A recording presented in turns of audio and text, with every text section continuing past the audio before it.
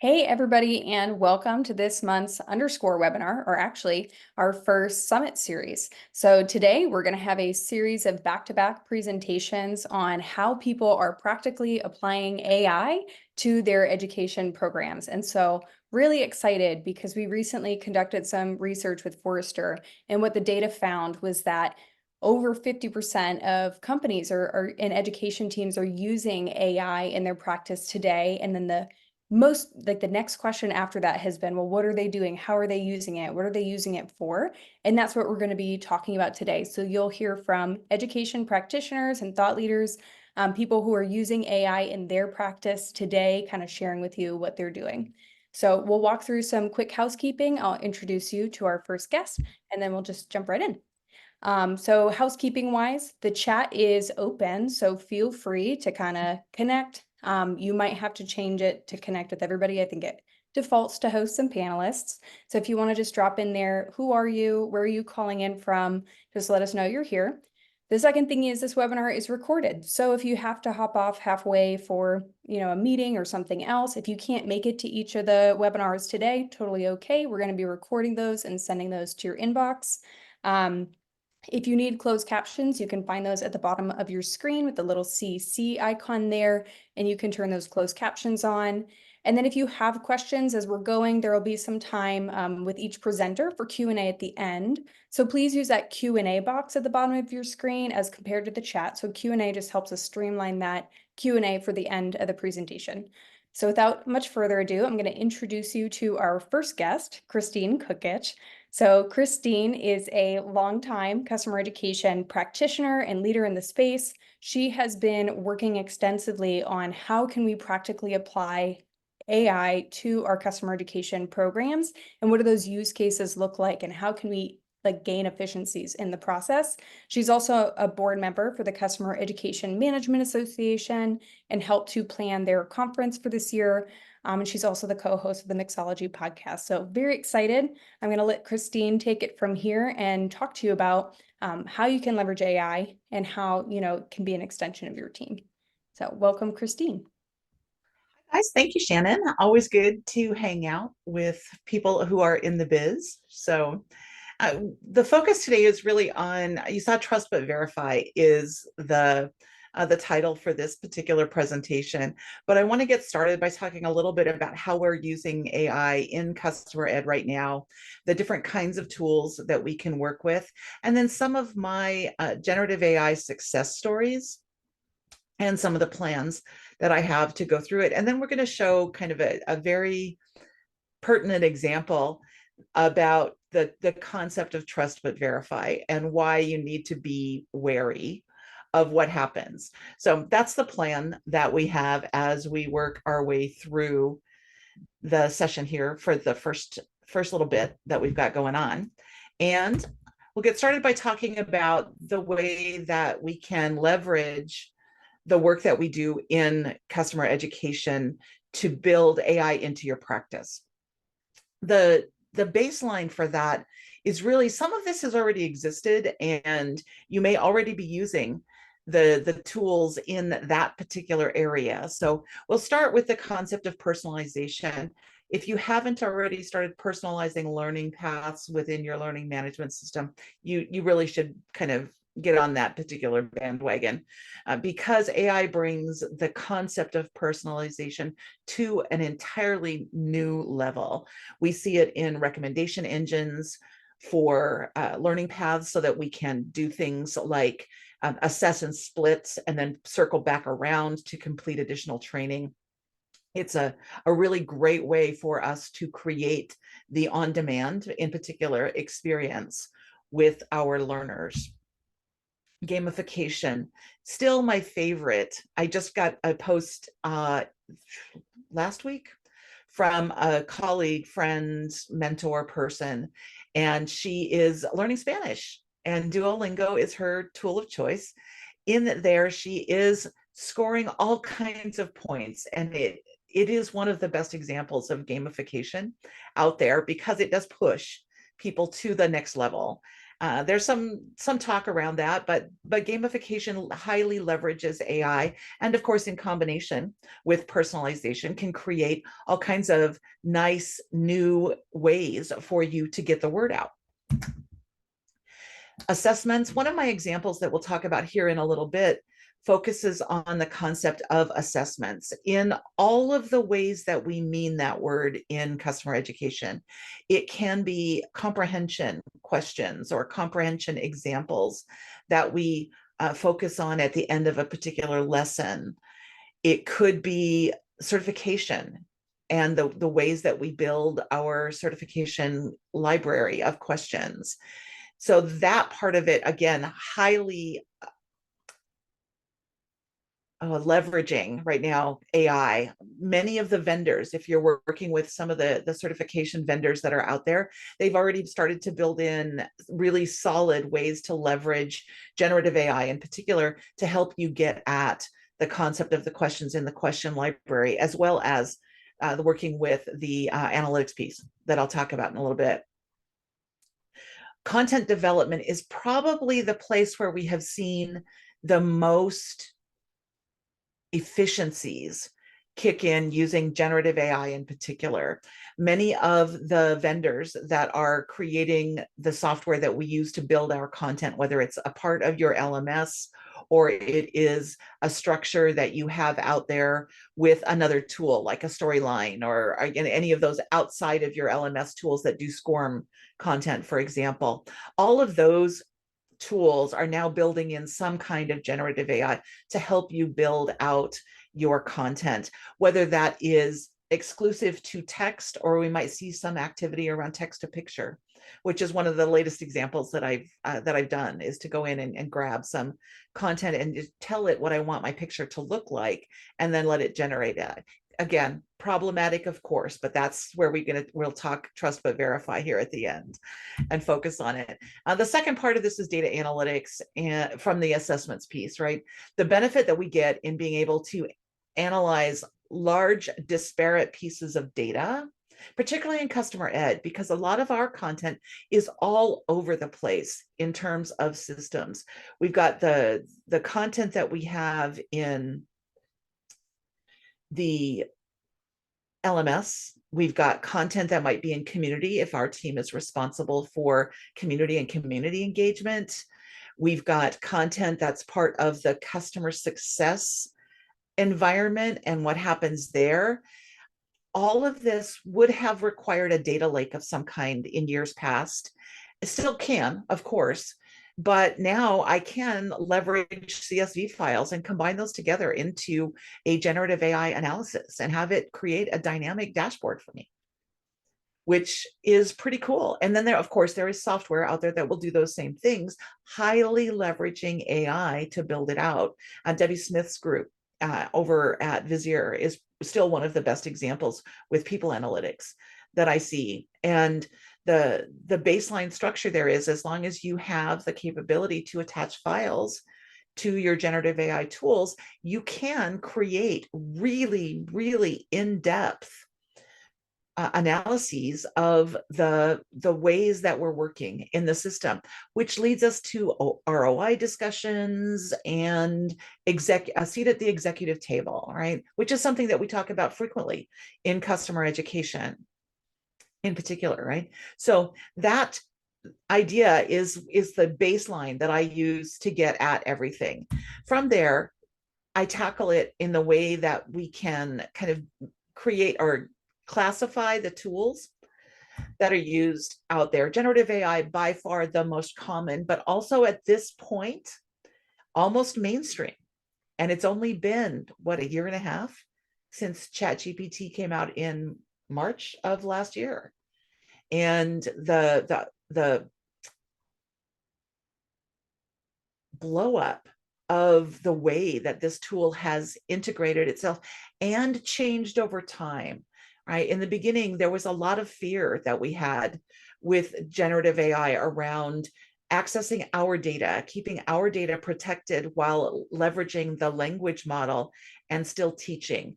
And we still see some issues around that. And when we talk trust but verify, one of the things that we can do now is lock ourselves down. We can create a chat GPT or any of the generative AI environments that allow you to purchase a corporate enterprise or a Teams version, right? Chat GPT now offers Teams. Claude.ai is offering a Teams subscription. I think Gemini is too, from Google. So all of those together can get you into a secured environment where you're not sharing your IP with the language model, so that it's not necessarily learning from you outside on the World Wide Web, right? In the www land of the interweb, we're still allowing ourselves to be protected, which is one of the discussions that we need to have, of course, with legal and InfoSec within our own teams to start using some of these tools. The other place where we need to trust but verify with generative AI is in the terms and conditions of those contracts, which is why you want to make friends with legal, right? Chatbots, big deal out there, and how we leverage the chatbots within our construct for education. We can take the chatbots now and stick to a pretty straightforward, panel or icon on the screen and pop up that once someone clicks on the icon, it pops up and we can start chatting with it. The benefit that we get from that is we can then leverage some of the in-app tools as well. So we can combine chatbots with in-app and voice activation. Give yourself an Alexa, give it a name, and then leverage the voice tools that are now available. Some of them are still not perfect. I do analyses frequently on changing the voice on the different tools that I have that have a voice option. And some of them are better than others. I'm using Pi.ai as one of my test generative AI tools these days, and they do a voice. There's only 8 voices in their selection right now in the free version. But that gives you some options, right? The ability to go ahead and focus on what's happening with just the voice interactions and whether or not you want to use those voices or not. Some of it is dependent on the languages that you want your voices to speak. And some of it is dependent on how accurate those are and how much editing might need to happen still against some of those voices for pronunciation mostly. My example is VLOOKUP, right? And the spreadsheet function, VLOOKUP, really hard for any of those engines to automatically spell and say properly because they look at it as a word rather than as V dash lookup, right?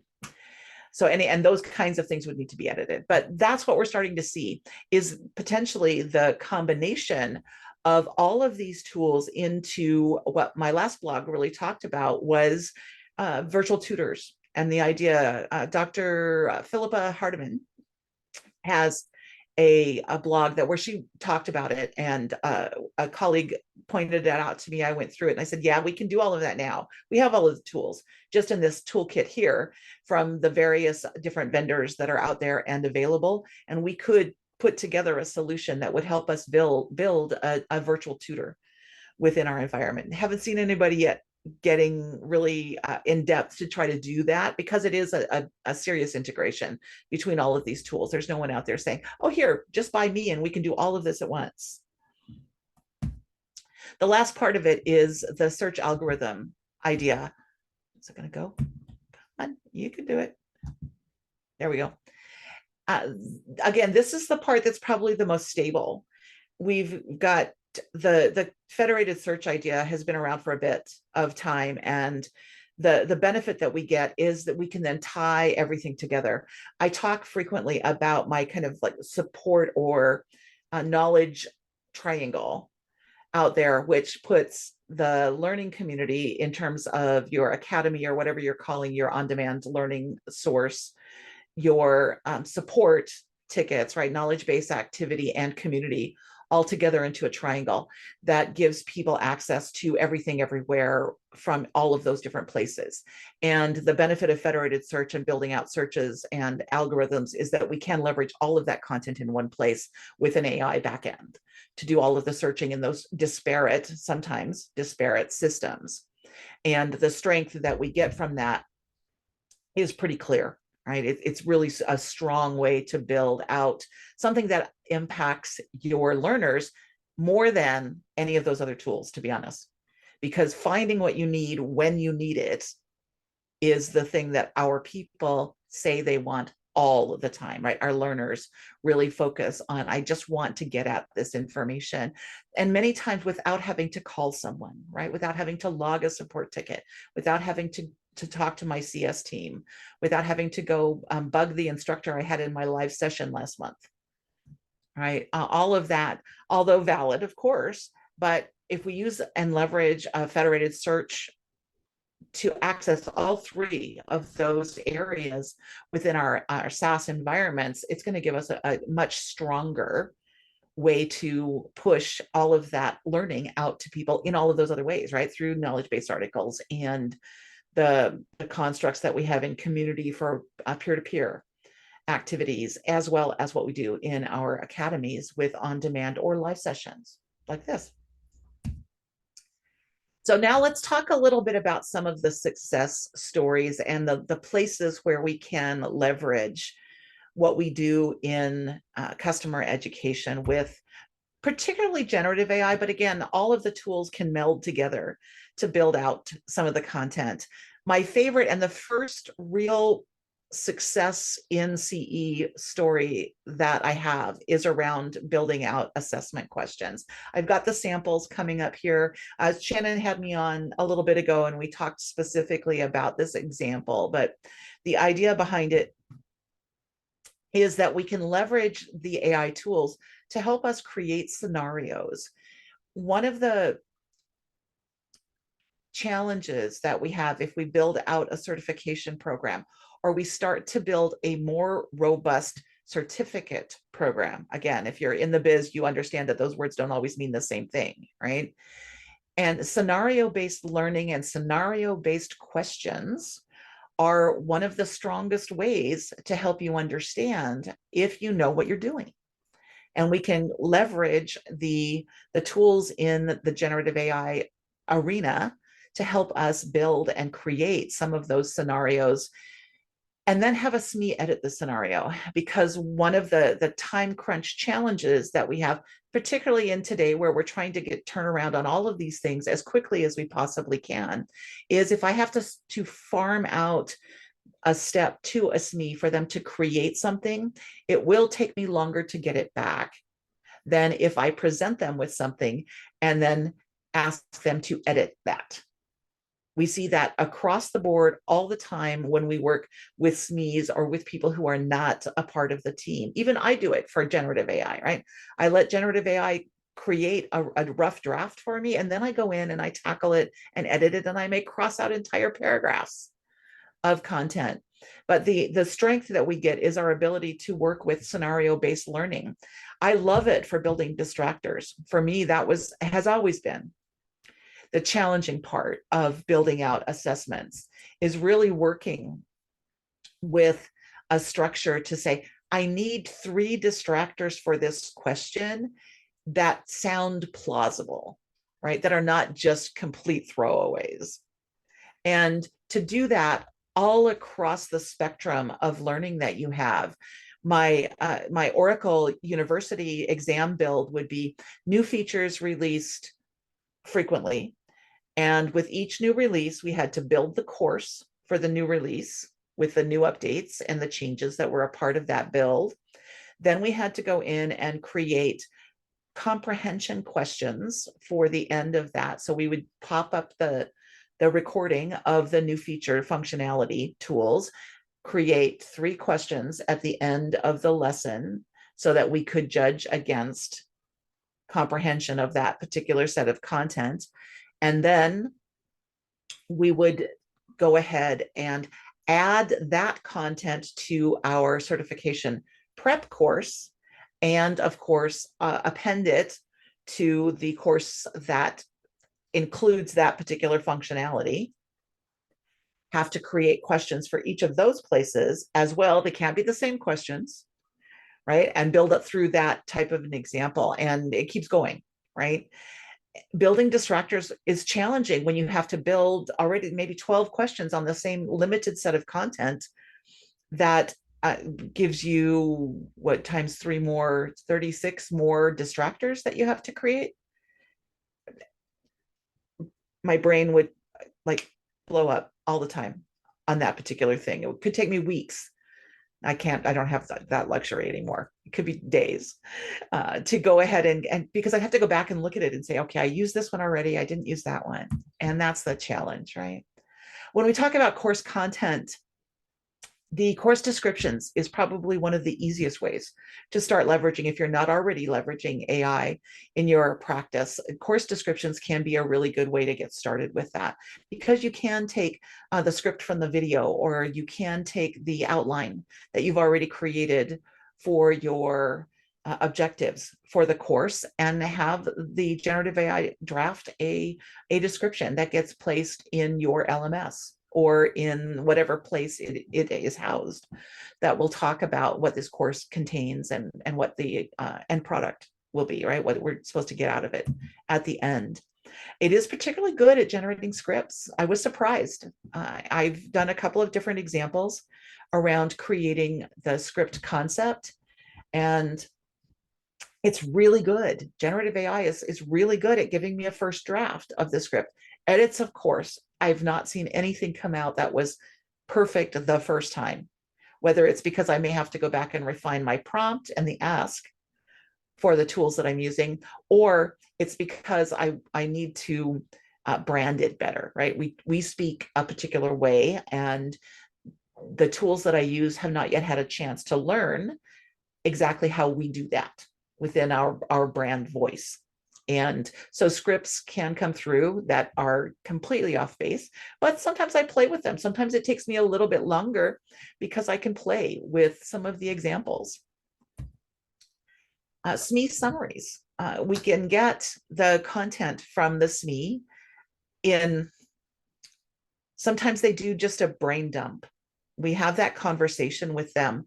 The easiest thing that I've seen lately is the ability in your meeting tools to create an AI summary of the conversation. So if I set up a conversation with my SME and we delve in pretty deeply to the next build, I'm tasked with building this. How do you think that should look? And they go through and they talk about all of these little nuances and all of the details. And some of that to me at this point in time may not make sense because I'm not a SME, at least not on this thing yet. And leveraging AI to create a summary so that you can begin to process it and focus on how you're going to turn their brain dump into learning can be a first start, right? Just summarizing the conversation in a way that makes sense, that leverages the way that you want to build your learning. Are you using video? Do you need a script? Right? Do we, how many objectives can we get out of this? How does it fit into the objectives that I was already given? And we can run comparisons against that as well.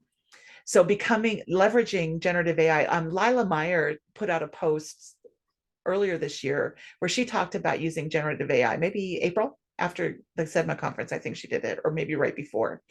And she's at Gainsight, and she talked about how she uses it almost daily to get through some of that. And this area of summarizing those conversations was one of the ways that she uses it on a pretty regular basis.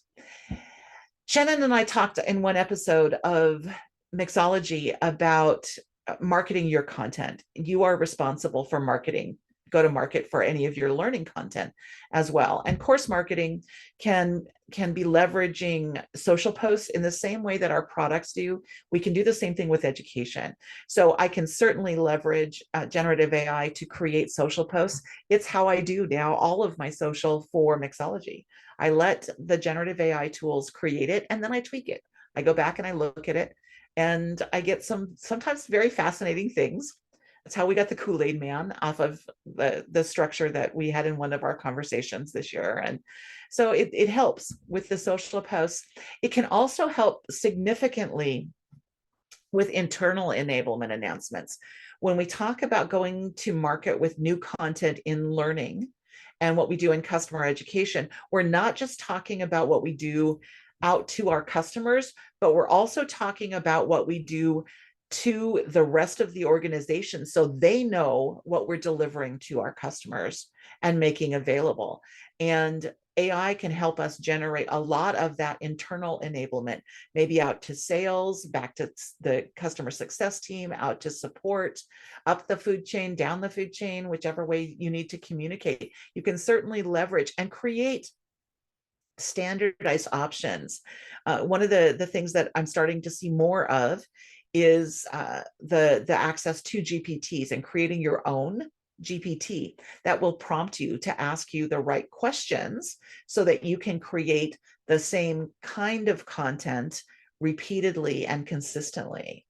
And so that's the benefit we get out of working with that, is some consistency around the way that we build our social posts, the way that we talk about our internal enablement, and building out a format that will work every single time, that has us presenting the information the same way so that it rests properly in Seismic or whatever you're doing for your sales team to help them with their learning, right? And even if you have your own portal for them within the LMS. So the structure that we get around course marketing is really very strong.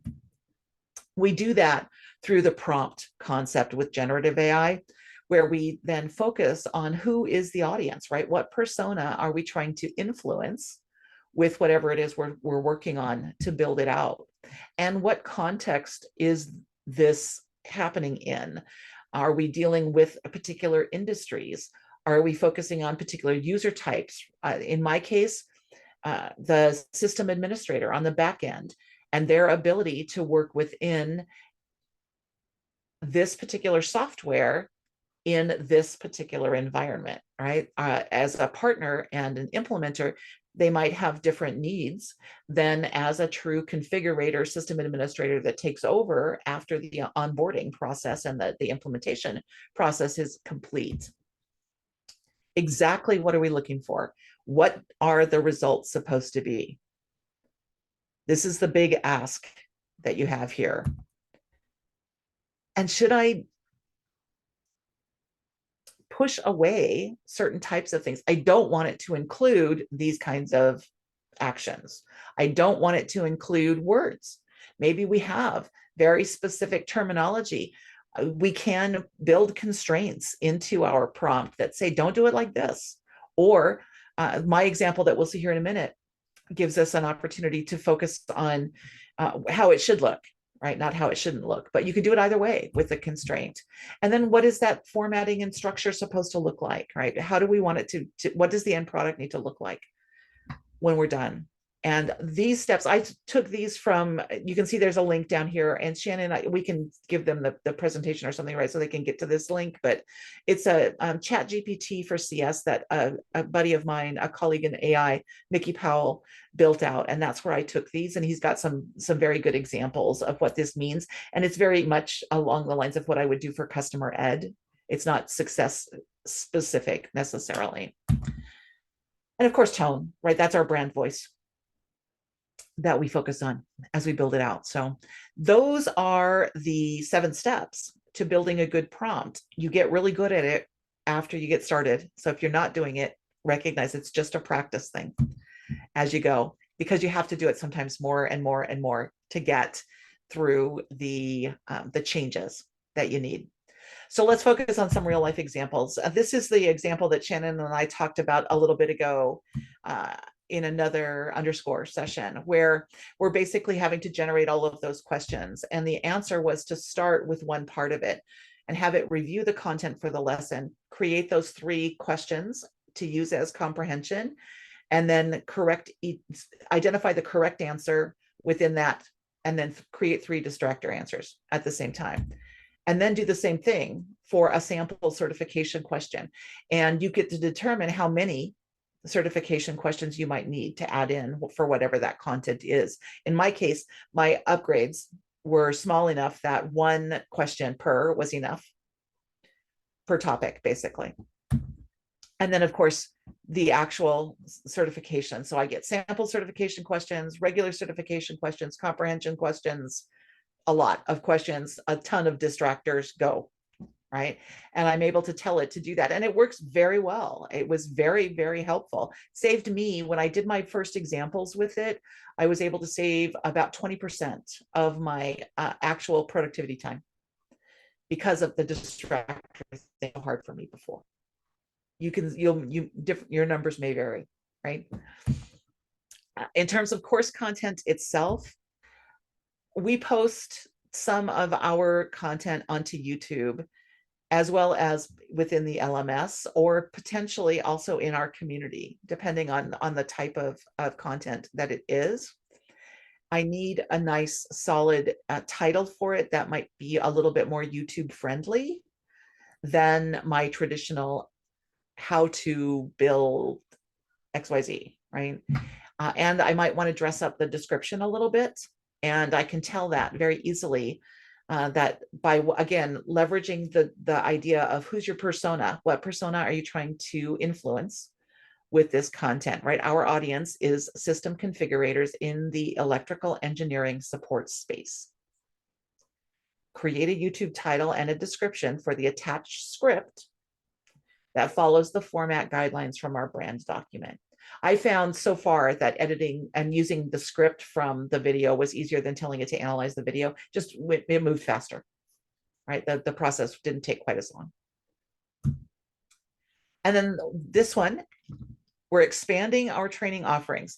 For those of you who are on the journey to become a little bit bigger customer education environments, I've had a couple of these questions actually come up in my work with people over the last, I don't know, 6 weeks or so, 7 weeks.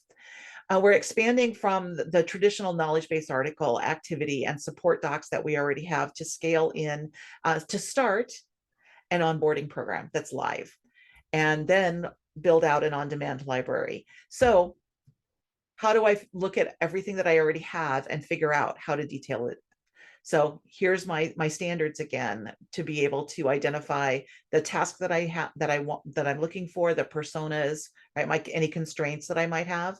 We'll be training customers to use our product, which is, you can detail that as much as you want within, I think some of that is going to depend on whether you're in a closed environment or more open. Our product helps electrical engineers draft plans for their projects. Here is a list of our KB content and tech documents. Outline the content that would be produced as part of a live session and what should be created for the on-demand library. Because again, if we present people with something to edit, it goes more quickly. This still may not be a perfect list, but it is going to give me a starting point, and it's going to do it much more quickly than if I had to go through and analyze all of those KB articles myself, all of those support tech docs, and whatever else we've got out there from CS or any of those other teams that may have created content. So it's all about, at that point, saving time. And now we come to trust but verify. All throughout this journey, you have to recognize that some places the tools will work, but they kind of make things up. They aggregate in places where we didn't think they would aggregate. Some of that is because my prompt wasn't specific enough, but it's a learning experience because you do need to validate. You've heard the stories. I work with attorneys quite a bit on AI, and some of the stories that you get in that particular environment where people leveraged AI to create a brief that went to a court, and the court then went to validate the citations that were a part of that document, cost that attorney $5,000 because they didn't do that themselves. So when we say trust but verify, you still have to proof everything. You still have to look at it and say, thank you, but I still need to make sure this is going to fit everything that we talk about as an organization. Does it fit our standards? Sometimes it's not going to. Sometimes you're going to look at that and go, really? I really could have done better myself. And sometimes you'll look at it and go, oh my gosh, I never thought of it like that. Or look at that and say, that's just plain wrong. So trust but verify. And what that can mean is, this is an example that it just popped up last weekend. I'd seen it come through several times, and I did this with the 5 engines that I'm using right now, right? The 5 generative AI tools that I'm using right now. The question, right? The prompt is, if Kristine had 2 brothers and 2 sisters, How many sisters do her two brothers have? And this is ChatGPT 4, the unpaid version. So I'm not using 4.0. Kristine has two sisters. And since her brothers are part of the same family, they also have two sisters. So the answer to this is Kristine's two brothers have two sisters, which is not correct because I'm also a sister. So the answer should be three, which is what I clarified in the next prompt. I need to be a little bit more specific. So I said, Kristine is a girl. She has two sisters and two brothers. How many sisters do her two brothers have? ChatGPT was smart enough to say, oh, look at that. Her two brothers have three sisters in total, Kristine and her two sisters. In version 3, they never got there. That prompt would have still come up with two sisters. Copilot, Microsoft Copilot. Some of you might be in Microsoft land for some of the build that you do. Here's the same example. You'll see that it never got it. It still says two sisters all the way through. Gemini. And Gemini said, you know what? The first time it's also said two sisters. And when I clarified with the Kristine is a girl, it said, oh, look, you're right. It just did the same thing that ChatGPT did. It just did it in a different tone of voice. This is Pi.ai, which is one of the others that I use on a pretty regular basis. And so it came up with three sisters in total once I was clear again about the fact that Kristine is actually a girl. And the last example is from Claude. And Claude came through. So the number of sisters Kristine's brother have is 3. So the only one that was really didn't get it was this guy, right? Copilot. Everybody else, when I clarified with my iteration, was on board with it. But that's the idea that you're looking at. The examples, I generate frequently quotes from video, and I do have to specify, tell me where that quote is so that I can validate. Because what I've discovered is all of these engines will make up a quote, and it sounds plausible because it's aggregating all of the data from the script in the video, but it doesn't really do it. So there you go. And that, folks, is it. So I'm going to take a look at the Q&A. Hey, Sandra. And let's see, Archie, how close are we to bespoke courses resulting from a chat with an AI? We're not close at all.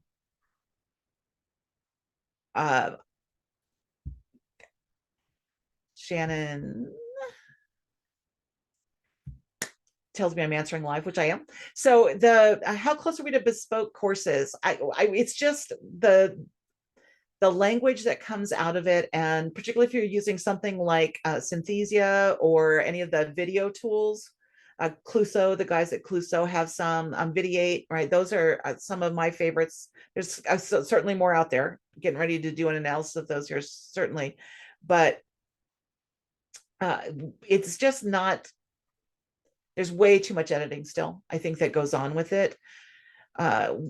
It's getting closer. I suspect that we will start to see some real progress by most likely the end of this year. I'd be looking for something in Q4 where we would start to see something that was really pretty clean. So,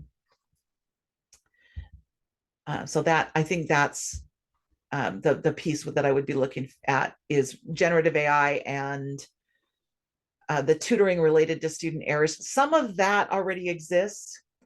If we focus on tools like Bongo, where they have the ability to practice and iterate against like things like video, there are some others out there. I'm watching to see what the people do in the simulation environment this year as well. So the guys at Strigo, CloudShare,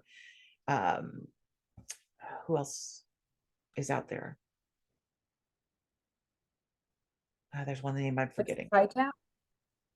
Yeah.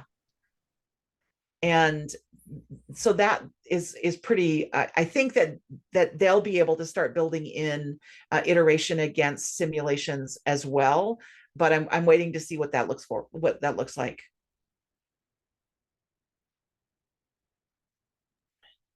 Let's see what we've got here. Anonymous. Oh, Jeffrey is here. Okay. Uh, what is conversational AI for developing user experiences tied to language models that drive career development, learner interests, etc.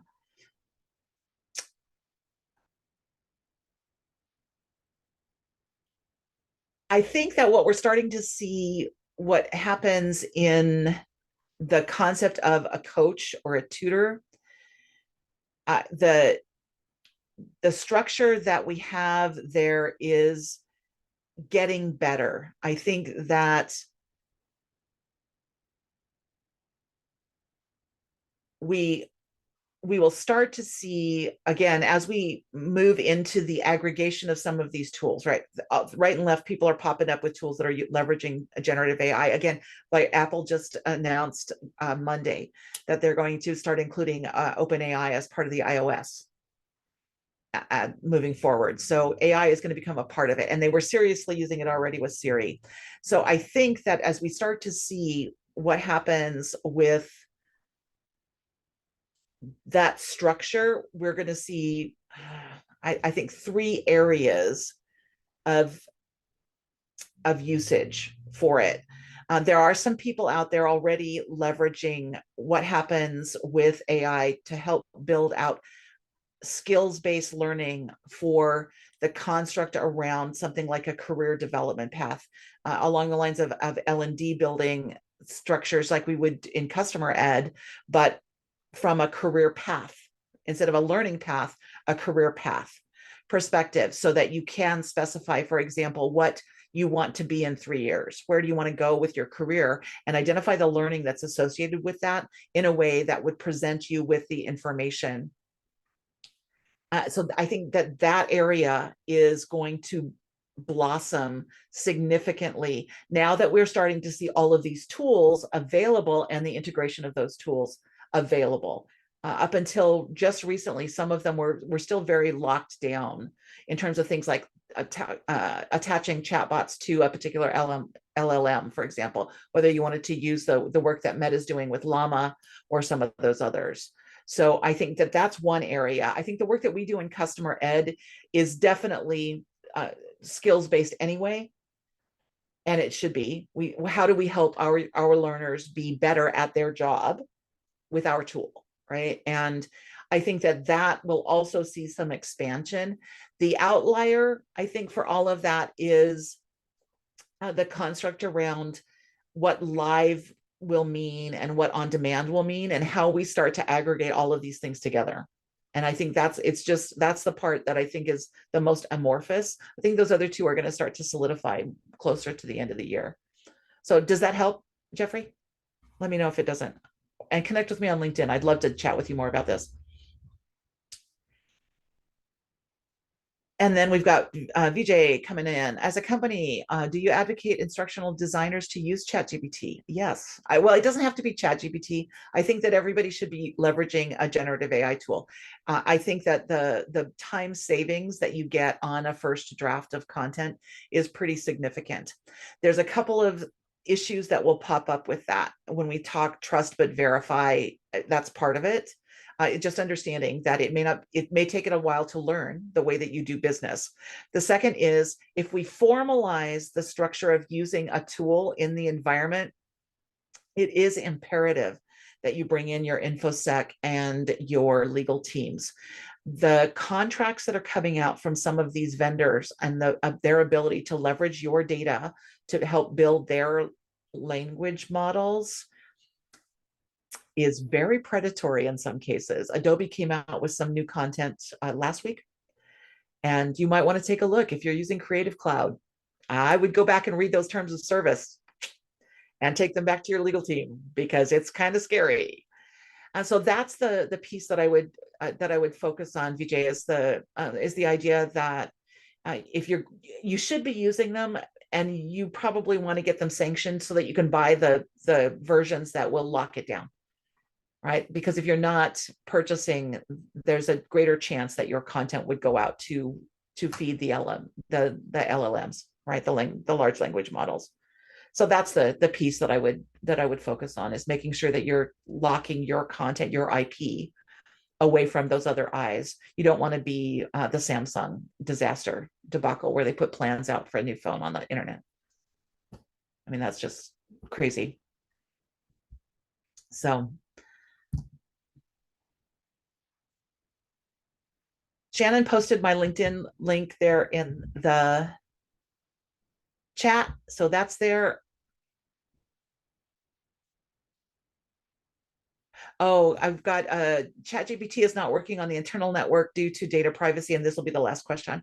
Do we have any other method to use it? There is. Let me focus on it in a post on LinkedIn. There are some ways that you can get around working through it sometimes by leveraging a VPN in your browser. But again, some of that is going to be dependent on your organization too. If the people who are working in the security software space tend to be the ones that have the least amount of leeway to use the tools in general. So part of that is, I think, just education. It's changing a little bit at a time. So that's the questions that we have, I think, for everything. So let me go back here. Shannon, I think you're up now. Yeah, well, thank you everybody for coming. I am going to drop a link in the chat so you can find Kristine's LinkedIn in the chat. You can also find a link to the next session, right? So this is the first of 4 sessions this afternoon or this morning, depending on your time zone, maybe even evening, depending on your time zone, of talking about how are we using AI. So next up, we're going to have Doug Piachuk, and he's talking about developing rigorous AI-assisted assessments. So if you've already registered, you can just click that link in your email from Zoom. If you haven't registered yet, you can find the link in the chat for that. So we'll start in about 13 minutes here.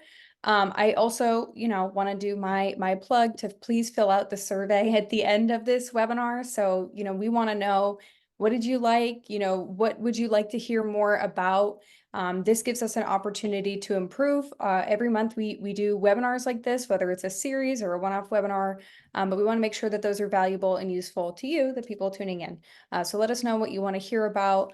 And yeah, we'll look through that. Thank you, Kristine. I'm hearing a lot of positive comments in the chat about your experience, but definitely go follow Kristine because she is talking to people, working with people on how to use AI for customer education. So she posts every week about different use cases and success stories. So with that, we will let you get ready for the rest of your afternoon or join us again at the top of the hour, and we will see you later. Thanks, everybody. Bye, everybody. Bye.